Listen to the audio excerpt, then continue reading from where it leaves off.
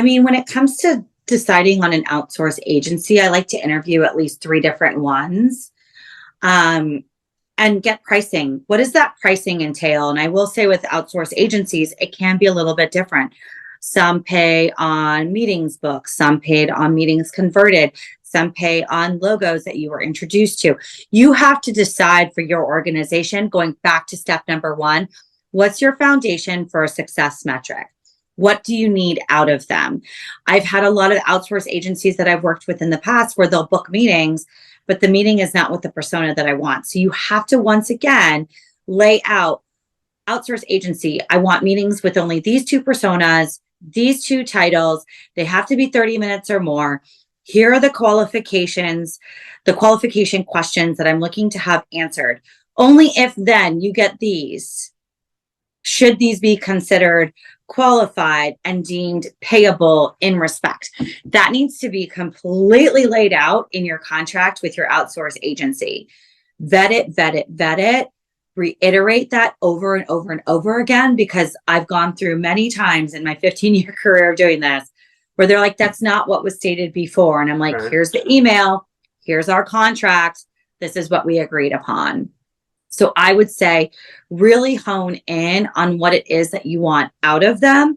And you're going to have to also decide what that handoff process is from them booking the meeting to your team. Does it go to the AE manager? Does it go to the SDR manager? Does it go directly to the SDR? Does this go directly to the AE that you have in-house maybe? Like, all of these things are completely needing process and efficiency around, because the minute you lose a lead, that's pipeline and closed won conversion metrics that you could be losing out on. So super important that you have that structured as well, and that you have a rules of engagement, I will say, to be really important, that you have that lined up so that you and that outsourced agency manager can always consistently refer back to.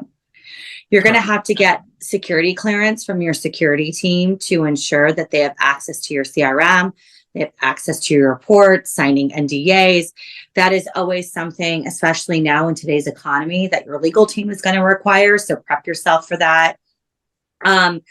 And maybe they don't need access to every single tool, or they only need access to certain hierarchies in Salesforce. You can set that up. Very, very important that you align with them on that. And content and delivery, I think, is really important. This is what you should be saying. You're going to have to set up scripts for them, emails for them, different persona sequences. What do they do if this happens? Do you want them just following up on event leads or inbound MQLs?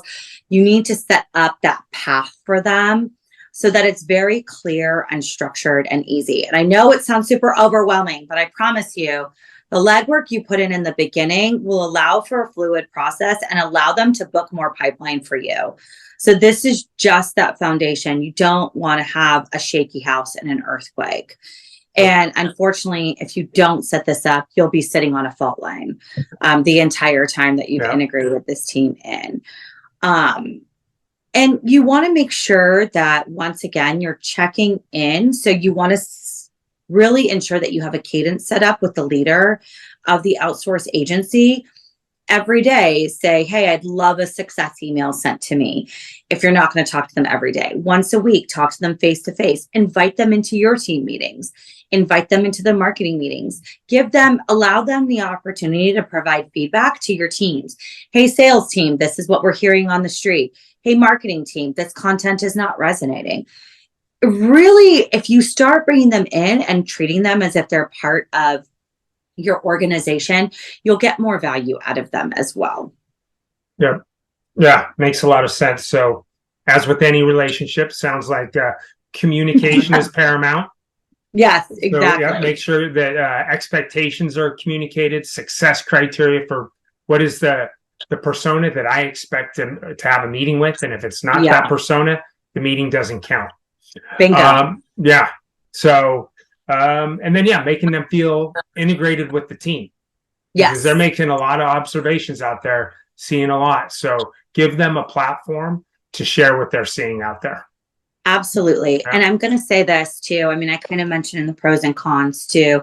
Outsourced agencies are not inexpensive. So and I get it because they do have this plethora of hiring. And I will say another pro to them is that you could be working with an SDR through an organization that gets to know your agency or gets to know your business, and you can hire them on.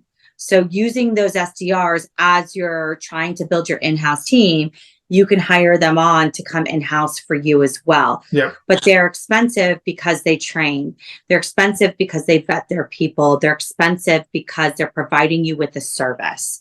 Don't forget that. They are providing you with something that's unique, and it will take them time to get up to speed. So be patient.